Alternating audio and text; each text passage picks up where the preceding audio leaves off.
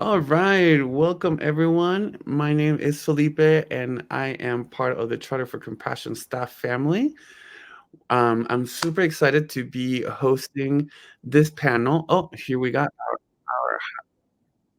there you go. Sorry about that. There you go. So we got our panel. Thank you so much for joining us. We have here with us Sune, Reamer, Blessing, and Maggie. And I would love to begin this panel, first of all, bringing into remembrance to everyone the principle of the golden rule: treat others as you want to be treated. A principle that you can find in almost every civilization throughout time, every religion, almost everywhere around the world. And a basic principle of humanity that began, the Charter for Compassion couple like 10 years ago or so. And so with that in mind, I would love for all of you to introduce yourselves very quickly and tell me a little bit about yourself, your personal journey, and what are you involved with at this time. So let's begin with Sune.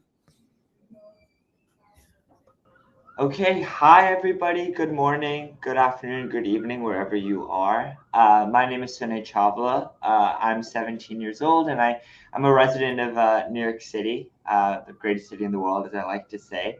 As far as my personal journey is concerned, I believe I started on a rather unorthodox path. I lived 7 years of my life in India, New Delhi to be exact.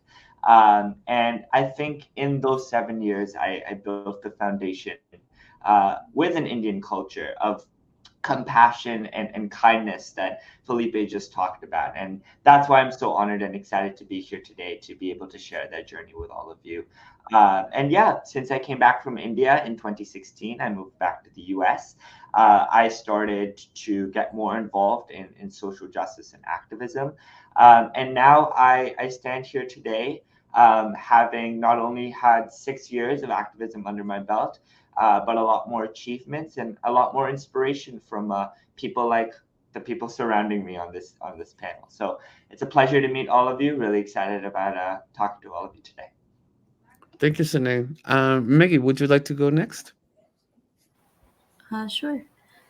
Good day, everyone. My name is Maggie Ablan. I'm from the Philippines. I was a former delegate in the Montessori Model UN Conference in Rome 2018, in addition to the MMUN Youth Climate Summit last 2021.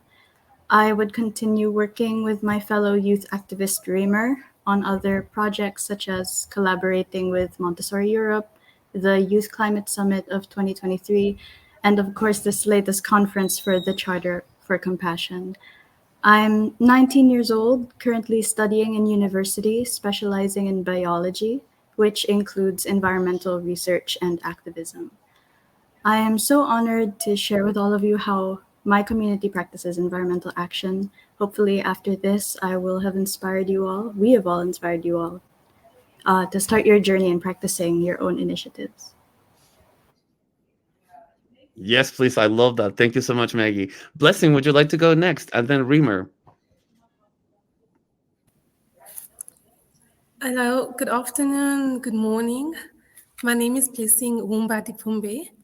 I am currently in high school. I am the RCL rep at my school, the Inter Club president for the Rotary Club, which we hold at our school.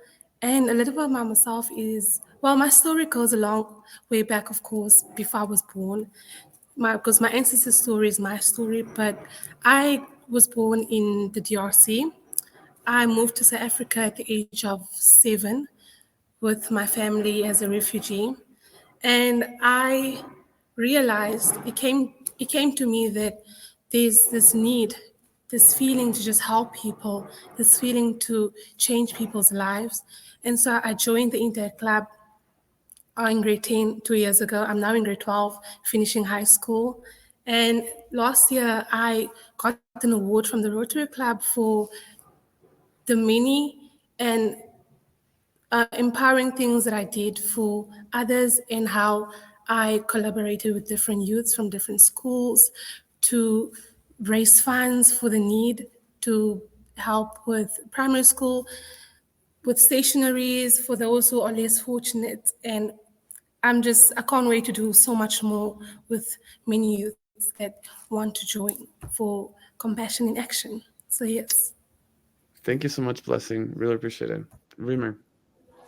Thank you. My name is Riemer Brandsma, living in the Netherlands. I'm an 18-year-old, and I'm as well as Maggie. We started a few, maybe 6, 7, 7 years ago already, in the Montessori Model United Nations conference, and after that in 2021 in the Youth Climate Summit, where we met each other for the first time, and after that becoming part of the organization as an intern, and now working with the Charter for Compassion as part of the board of trustees and the youth committee. So in this way, in different ways involved in the global community, and hopefully that we maybe with our story can inspire you a little bit to do the same or even better, and then hopefully try to make a little impact as a global youth network.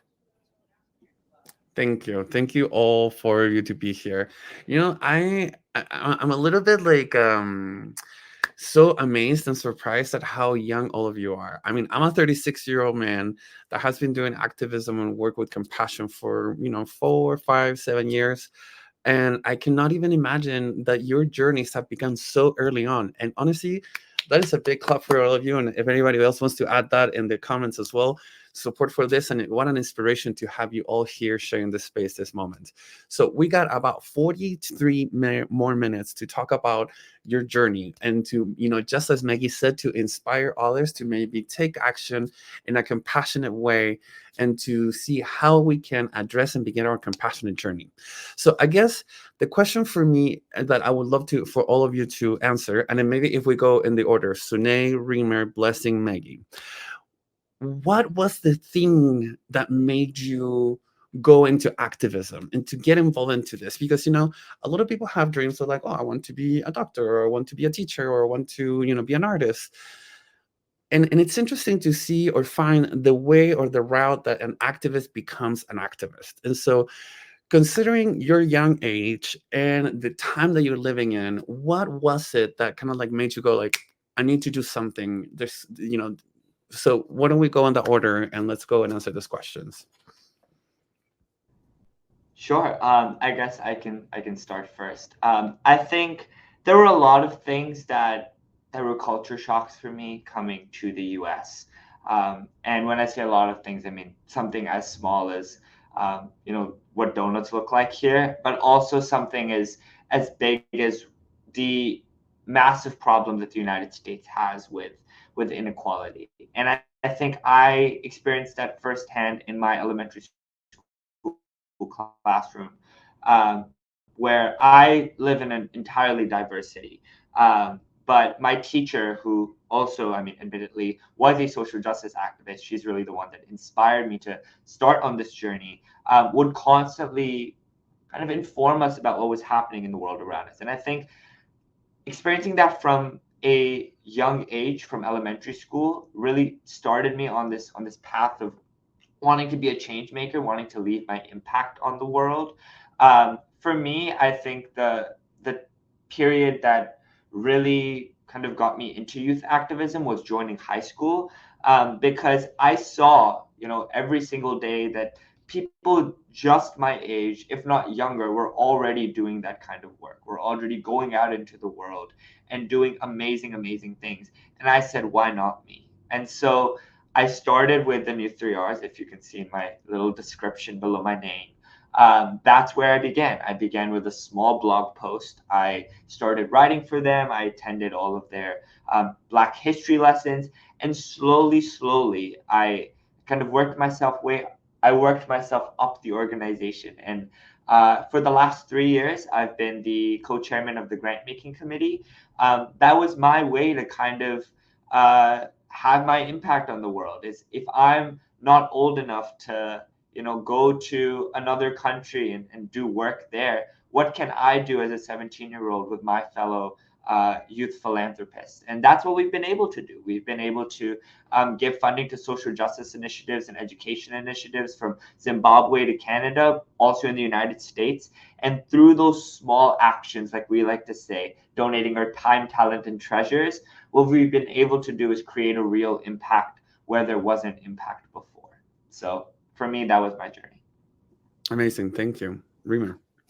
Yeah, so for me, it started I think it was 6, 7 years ago. But when I was very young, my goal was to become a plane pilot. The reason for that was I want to connect people. I want to make the world smaller. Actually, that was my goal, because I saw that, of course, a lot of countries were just living in our own bubble, and maybe through this way we could connect people. It was, of course, before I ever experienced the effects of climate change. It was when I started in the international work, I experienced, okay, this is maybe not the best job I could take, but it was, of course, the purpose of that was to connect people to each other, to connect the world, and to make it even smaller. Because what you see is, of course, we are living in a big world where everything is, yeah, changing very rapidly, and maybe this could be a way that we can connect people, where we can exchange cultures, exchange languages, and learn from each other's ways of living. And when I was in the first year of my secondary school, it was just a surprise, because it was never my plan to do something like this. It was just an accident.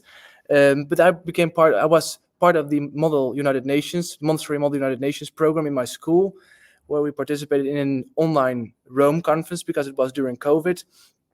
And it was the first time I saw different cultures together, where I saw different people who really want to make a difference in this world, who really want to do something. Of course, you can start gaming or something like that, or you can do something like this, where we can have conversations with each other, where we can exchange our perspectives and our ways of living and learn in that way. And that was, for me, my motivation to keep going and to start doing other things. And of course, during this process, you met people, you do different projects, and that was actually my journey, just to go from one organization to the other, see, okay, maybe this is working as well, combine it together and build bridges between organizations to improve and develop the impact of different organizations. And also, since 1.5 year, part of this Charter for Compassion organization, part of the board of trustees, and in this way, yeah, connecting young people. And I think this is one of the most beautiful ways of exchange between youth, because we learn from each other, we learn and use this as a source of inspiration. So that's my journey and my perspective and opinion about what we do and what we want to do in the future, of course. Perfect. Thank you for that. Blessing, would you like to go now? Oh, yes. I've heard all of your amazing journeys and how you started. And with mine, it started in the year 2022 when I joined the Interfaith Initiative program, the Marlene Silbert. First of all, it was my teacher. She came up to me. She's like, Blessing, I think this would be a great opportunity for you. I'm like, how? I'll just be with different people of faith. But like, no, she said, this can take you far and you'll learn more and you'll meet new people. And I was like, okay, sure. So I joined the Interfaith Initiative program in grade 10, where I met different people with different backgrounds, with different perspectives and different religions. And I got to learn that even amongst our differences of religion, we are still the same, because at our core, we are one. And so I took it back to my school and I said, no, I want to join the Inter Club, because if Interfaith is doing this thing of bringing people together, what can I as a grade 10 learner do with my school? Because I mean, you first of all start off small in your own community, and then you grow from there. So I joined the Inter Club, and I was very inspired by what Interfaith was doing this. So I decided to take it back to my school. The first thing that I remember doing as I joined the Inter Club was going to an old age home and helping old age people. And for that, it might be something small, but no, for me, it was something extremely powerful and impactful in my life, because then it really showed me that if I can start with older people and show them how us youth, what we are capable of, and how we want to get ourselves involved with the community, then I can also do the same with my people my age.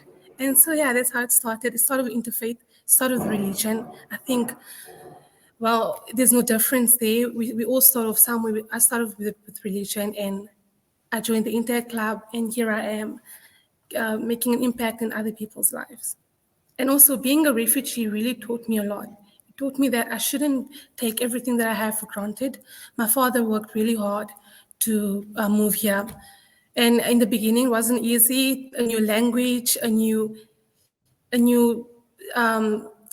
place, a new home, a place to call home that you barely even knew. So yeah, I don't just want to help people here in South Africa. I want to be able to go back to my country and help people there. But yes, thank you. Thank you, Blessing. Maggie? For me, it was first of all very um, nice to hear all of your stories and answers. For me, it was I was very much always interested in the sciences and the environment. One of my favorite topics I learned in school were about ecological processes, so like the water cycle, greenhouse effect, all of that. So of course, just facts and figures.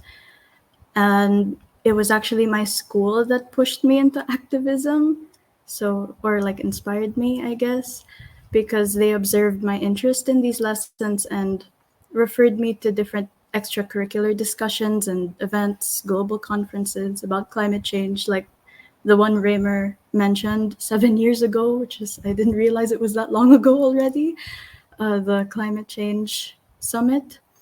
And I found it was there in particular, the 2021 summit, that was exposed to different perspectives of climate change, because of course in that type of setting you just share your own story with other people, and you could see how different it was being felt from different countries from around the world. I found it interesting that the lessons I learned in school somehow merged with other fields like the social sciences due to the social and cultural implications of environmental issues that I didn't know existed before. Like like I said, the way climate change affects various regions of the earth, how one shared problem affects different people differently. Like, for example, in Australia, there's more wildfires. In the US, there are hurricanes. In the Philippines, we experience typhoons. And in Europe, I think, is the rising sea levels. So it very much creates almost a divided experience of the same problem. And thus, there's a need for social justice and a way to, a bridge to be able to connect all of these differences together in order to solve such a large scale crisis together as a community. So that was how I kind of opened my passion, was to learn that people were different, and that for it to solve, for us to solve such a large problem, we need to find a way to unite. And that is what I'm trying to work on by participating in these types of events. So yes. Yes, yes, yes. Thank you so much. And thank you all four of you for your sharing your experiences. I want to bring a little bit of attention to what's going on in this panel. First of all, we got all these young people. We are all from different parts of the world, like very different parts of the world too, which is really interesting. We all speak different languages, which I also find very interesting. But what is important to mention here is that there is no right or wrong way to become or to start this compassionate journey on activism and social justice. As all four of you right here are a testament to that. We all come from different experiences, and we are focusing on different ideas or social justice issues. But they're all, as we heard on this little part, they're all interconnected. And so, very quickly, for all four of you, what is the one issue that to you is keeping you up at night, that is, that's something that is worrying you, that you're trying to work on, either personally or in community-based spaces? Like the one issue or two issues that you think are like top in your head, that are like really like up there for you at this moment. Are we going same order? However you want. This is open for all of you. Oh, okay, no worries.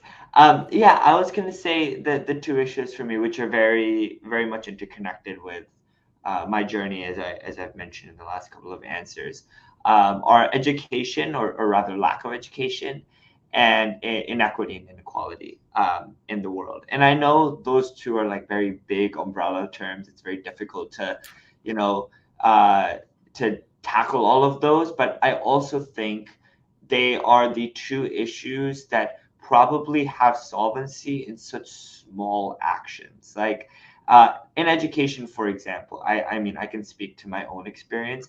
Even like telling somebody about something they didn't know about, educating them about perhaps like health disparities. Like I just told somebody the other day, I'm, by the way, like Maggie, I'm planning to go into biological sciences, less from the earth science perspective, more from the public health, community health perspective.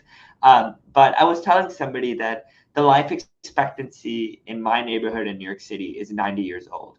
I take a 20-minute walk to Harlem and it drops to 77. So that kind of disparity is what keeps me up at night. Is it's not just like somebody's genetics or health. It's the zip code that they live in, the air that they breathe. There's so much more that is kind of underneath the surface. And for me, addressing those issues has been something I've been doing for the last 6 years. But I know I'm very far away from kind of all absolute solvency. That doesn't stop me though from every day trying to chip away at that problem, however it may be. Whether that's conversations with people, whether that's philanthropy, whether that's going to protests, being civically active, voting in elections. All of that stuff to me is just as important as solving the issue entirely in one fell swoop. Thank you. Would anyone else like to add something to that, Remer? Yeah, sure. I think it's what's sometimes heartbreaking is that we, of course, most of the young people, they have the motivation to do something like what we want to do, in school or outside of school. They really want to do something. They have the ambition and the motivation to start and go into action. And of course, I think I totally agree with you, Sunny, that we can start with education as a very good starting point. Of course, the fact that we understand each other is because we all understand English. The fact that we are here together is because we all have a Wi-Fi connection. The very simple things that for a few people on the world very normal, but also for a big part of our world definitely not normal. And I think that's one of the biggest things, that if we start with education, having exchanging programs or the opportunity, for example, just by laptop or phone, that we call each other, that we understand each other, because the English language is our bridge right now. That's very simple, and maybe one of the biggest solutions to start a connection with, of course, with each other. Of course, we have a lot of conflicts going on around the world. Of course, maybe if we could speak with each other through the English language, that could be a bridge to connect, to negotiate, and to start working on consensus. And I think that's what maybe education can create, especially among youth. If we can understand each other, if we can create the opportunity to look from a different perspective, then maybe we can understand each other and then learn from this way of living, of this way of thinking. That will also help to maybe solve this kind of conflicts around the world, or to talk about how we can solve things like climate change, or think about poverty. If we can connect with each other, if we can talk with each other, find a way to create a win-win for different kind of parties, that's, I think, the bridge we have to create. And that's fortunately just because we all have Wi-Fi and we speak English, that we can do a conference like this. How important is that? And I think that's, for me, the most important topic to mention, that some abnormal things are for us like very normal, and that's, I think, the bridge what we can create to start creating impact. That's my opinion about it. Thank you. Anybody else would like to add about, what are some of the main issues that are in your head that you really are trying to, work on, or that are keeping you up at night? If it's okay for me to go next. Please. Ironically, even though I've gone to many conferences that are all about, learning different perspectives from different people in different regions of the world, I still notice in events like those that there's still sort of a lack in compassion or a lack of empathy, even in conferences like those. Because I remember when I was sharing my experience in the Philippines on typhoons and the recent natural disasters we faced, I remember a facilitator asking one participant from the group about how they felt when I shared those photos, those stories to them. And their reply was, because it was just so removed and so far from what they experience in, I guess, a developed country, they didn't really know what to feel after I shared it, which was, surprising, because why would you be in a conference if you don't even know how to put yourself in other people's shoes.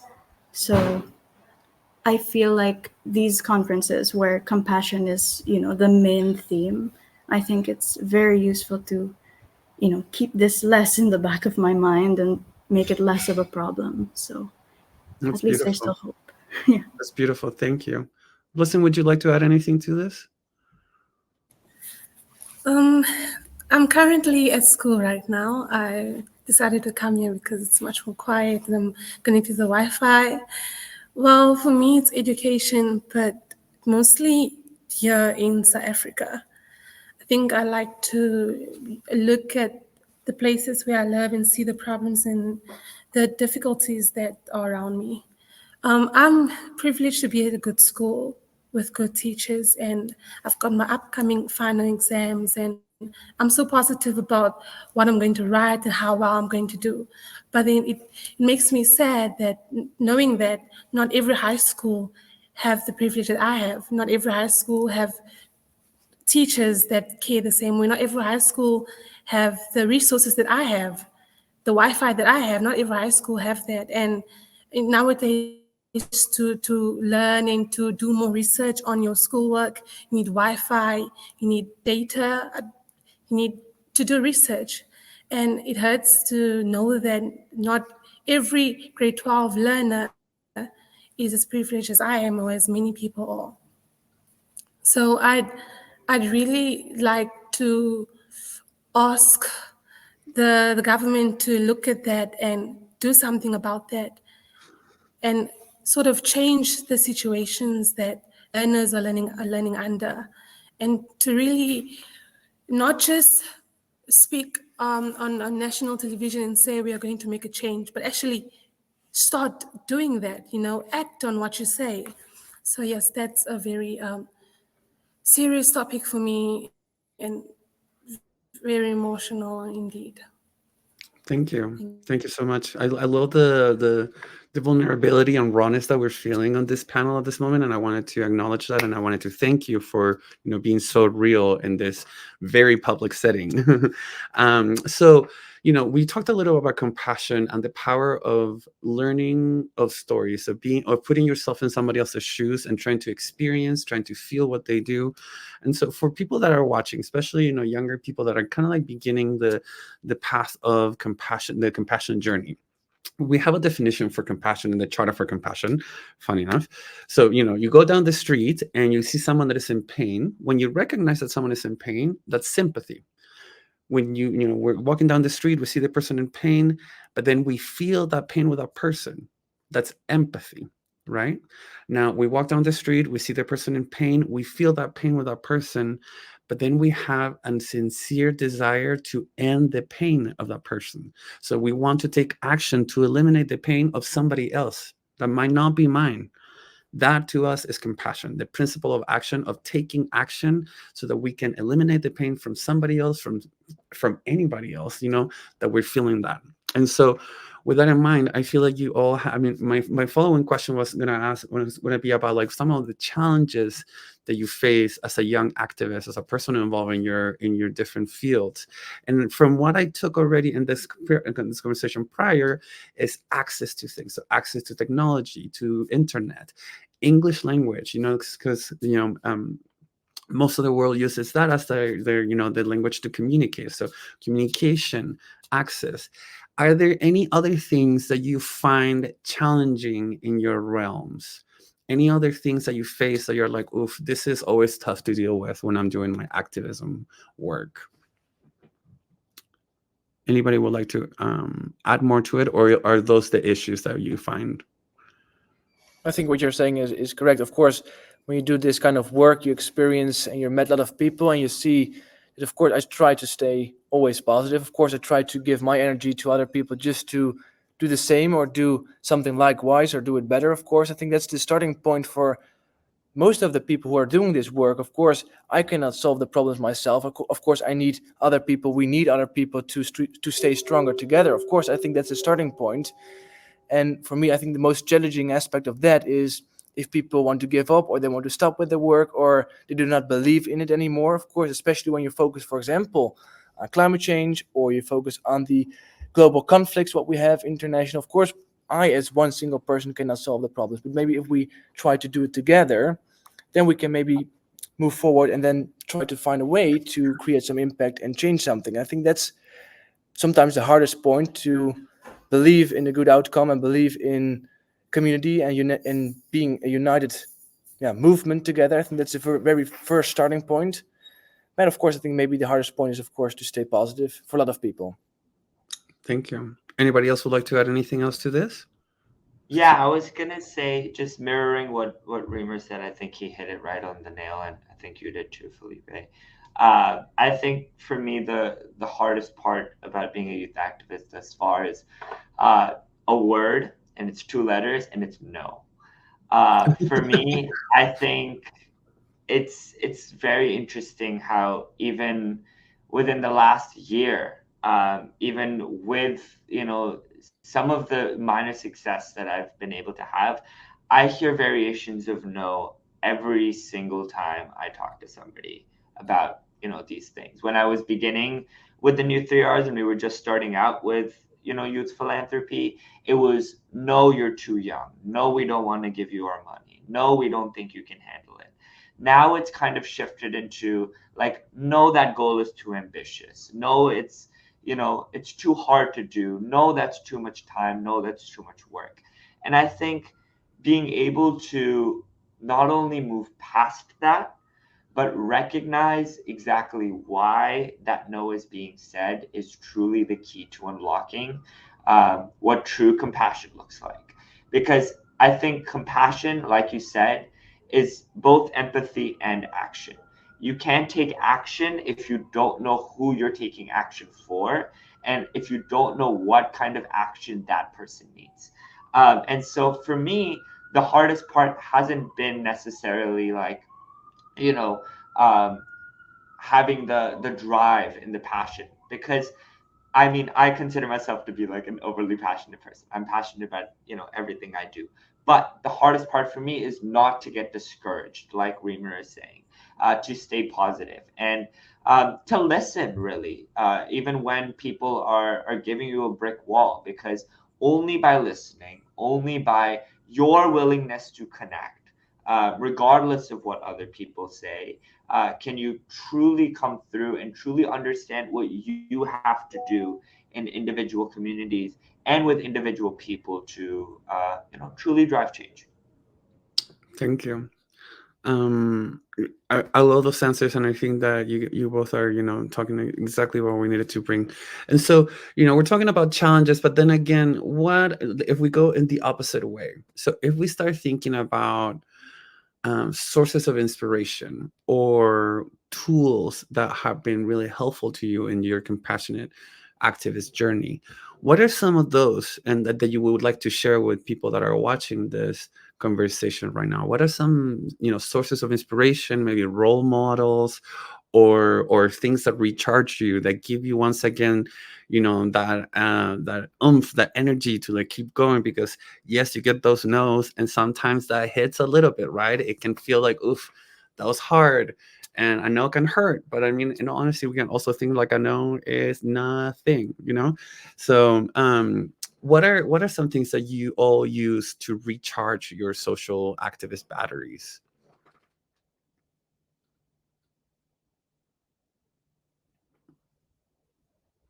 Not everyone at once, please. Take your time.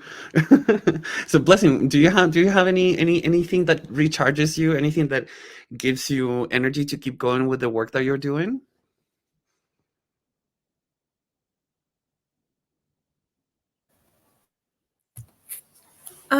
Yes, definitely. First of all, it's prayer. I always pray before I do anything. I pray guidance. I pray for better understanding, more than my understanding. And that just keeps me going because, especially faith, I always have faith in positivity. I always have faith that no matter how long something is taking, no matter how many rejections I get, or like Sine said, no, I still believe that I'm going to make it. If I know it's going to impact people and it's a positive thing, I'm going to make it. Because if bad things happen, why can't good things happen as well? So that's how I keep on going. Another thing is I always look at my past and what I've done. Oh, sorry, am I freezing? Mm-mm. You're good. I can see you. We can hear you. Okay. Okay, so I always look at the things I've done, the things that many people have done, the things that they've done encourages me to keep on going, to not be like them, but be as good as they were and do good things that they did and keep on doing good things that I keep on doing. So I see the smiles on people's faces that I put every time that I do things with my youth, with our interclub, with the interfaith, and that is just a motivation. Smile itself, the joy on people's face itself is a motivation for me to keep on going. Because if I can make 5 people, 10 people smile, then imagine seeing 10,000 smiles across so many amazing people's faces. So yeah, that keeps me going. Beautiful. Thank you. And I think that's very important and a good advice for everyone that is watching and us here. Sometimes self reflection. Look at how much you've accomplished. Look at how much you've done. I mean, look at all the experiences that you have already racked up. That is powerful. That is, revitalizing. So thank you. That's a great idea. And for tools or things that help you with your activism, what are some important tools for you? Is it community? Do you use social media? What are some powerful things that you use to spread your ideas, to spread your activism? And Reamer, would you like to start the conversation? Sure. Yeah, I think it's for me to keep going. Of course, it's having conversation materials in a way that we can talk with people, but also sometimes it's good to not forget that. Of course, a lot of people are saying, the youth, they have the future, they have to do everything. Of course, I think it's right on one side, of course, but we have to remember as well that we need this aspect of being also intergenerational. Our teachers, they learn us things, we learn them things. I think it's the way of working the bridge between ages, between nations, and between cultures. That's, I think, the wonderful thing of creating impact. And that's, I think, maybe the most important aspect as well. Of course, you start in your education, your teacher is learning your things, they maybe create your toolbox of skills. And I think especially this intergenerational aspect of international collaboration is very important.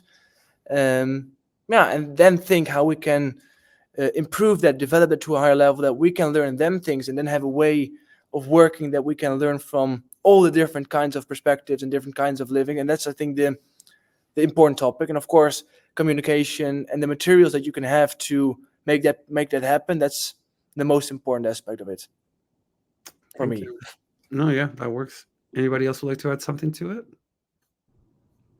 Oh, yeah, sorry. I was just actually reading the chat and I saw something that I really loved. I think somebody in the chat, I believe her name is Virginia, said that beyond just like faith and results, it's social networks. And that really got me thinking about what I wanted to talk about, which is community. And I think that's really what everybody has been highlighting before me that's spoken.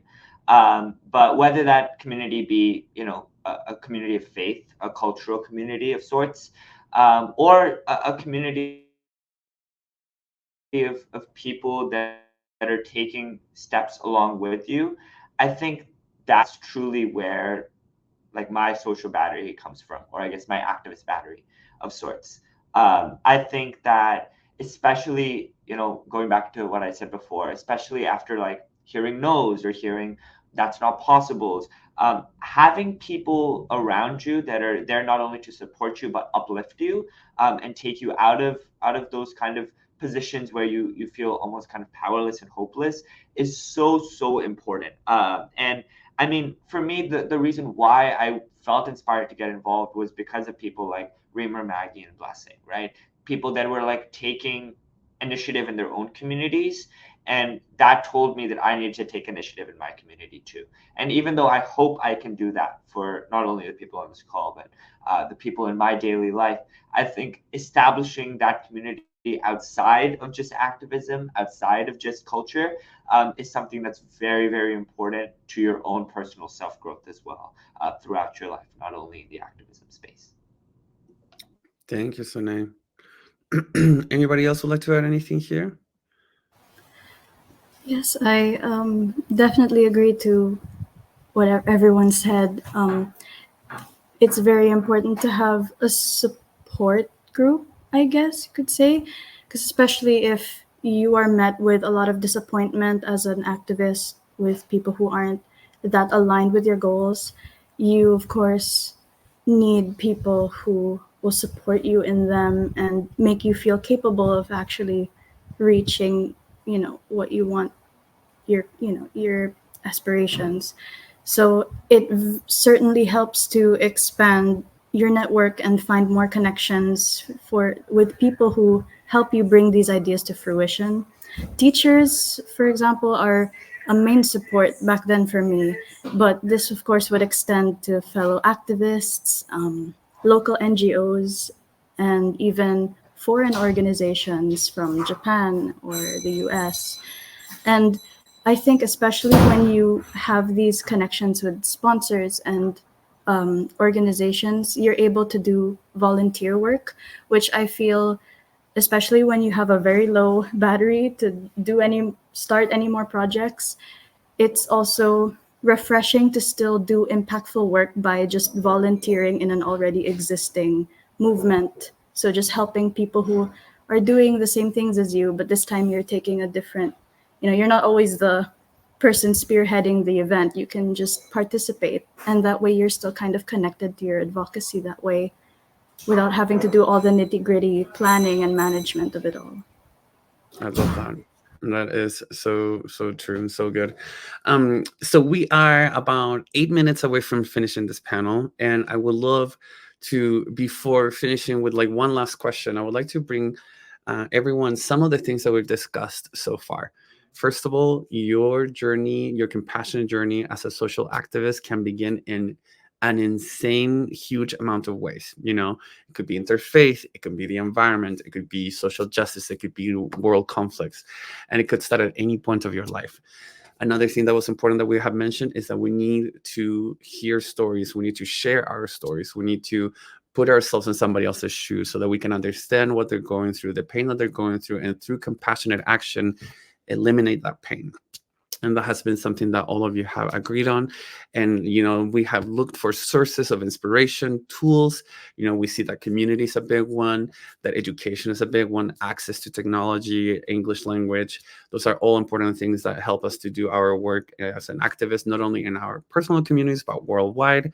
Now, there was a good question that was asked in the chat, and maybe with this I would like you to take at the most maybe like a minute and a half. First of all, as a young activist, how hard is it to do intergenerational work? Meaning working with people that are all a lot older than you, or maybe just a generation above you. How does that work? And then maybe after answering the question, follow with some advice, something that you would like to tell other people that are listening to this panel. So why don't we go Maggie, Blessing, Soné, Reamer. I think a very good example of intergenerational collaboration is between teachers and their students.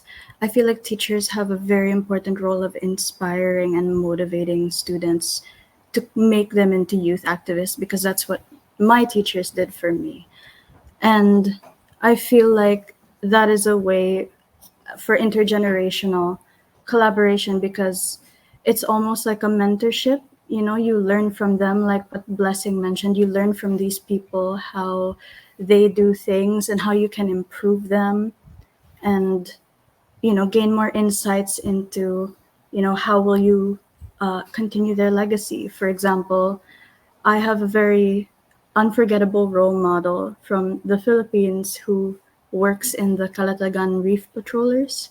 So they're the ones who protect the mangroves in our area, like directly. So, a lot of armed conflicts and all that.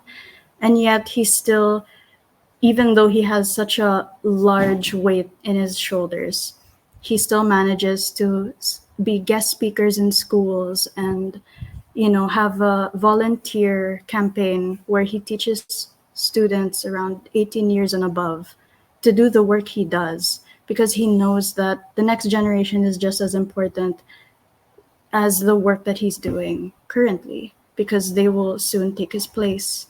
And I think that's a good example of intergenerational collaboration. Thank you. Blessing, and then 1 minute each because we're almost short of time. I always believe that a way we can make something happen is when we collaborate with older people and younger people. I think because we have to understand each other, when we understand each other, we're able to make it happen. Like Maggie said, her role model, mine will be Papa Jones and all of the interfaith people that make good happen. I watching them and how deeply they feel towards the thing that they are doing, and just seeing that they want to make an impact and they want to teach younger people on how to become close together, understand each other, and live in harmony. I truly respect that, and I always look up to them for that, and I thank them for what they are doing. Well, and also my father. My father works very hard, and he runs a very small business of his own. So seeing him working hard to change the lives of my siblings and I really also is an impact for me. So yes. Thank you. Was there another question? So international, and then maybe sort of like a last advice, or something that you would like to share before we close. Something I would like to share for my youth is that don't give up no matter what. Even if you're starting small, don't give up, because I believe that I started small. I didn't start big, I started small. So that's my advice to them: don't give up. If you have a goal in life or something, if you want to change the world, if you want to become the president and change the world, then push and work towards that. You're going to have an impact and change people's lives. So I'm always rooting for my youth because I know we are able to make our future bright and beautiful. Love it. Thank you, Blessing. Sunay? Um, yeah, I was going to say, I think just echoing what everybody said, intergenerational work is really the best kind of work, and I think that's the beauty of joining an already established organization. Like I was able to intern at actually Charter for Compassion this summer, and go under Anum's wing and go under Felipe's wing and go under like so many people's kind of mentorship and experience. And I think it's very important for you to forge your own path in activism.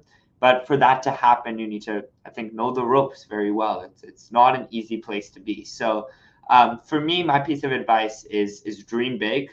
The sky is the limit. That's really like what you should be going into everything with. But my second piece of advice would be, like Nike says, just do it. If you have an idea, go out into your community and just do something. Like I'd say, nothing is too small. No smile is too like short. No like piece of gratitude is too small for you to not like latch on to, because I think when you have something small, it snowballs into something larger, and that larger thing is ultimately like the moon that you're shooting for. I know people say like shoot for the moon and land among the stars. I think the stars is a beautiful place to be. So for me, I think that's my one piece of advice. Find the people that care the most and do something about it. Amazing. Thank you, Sunay. Remer.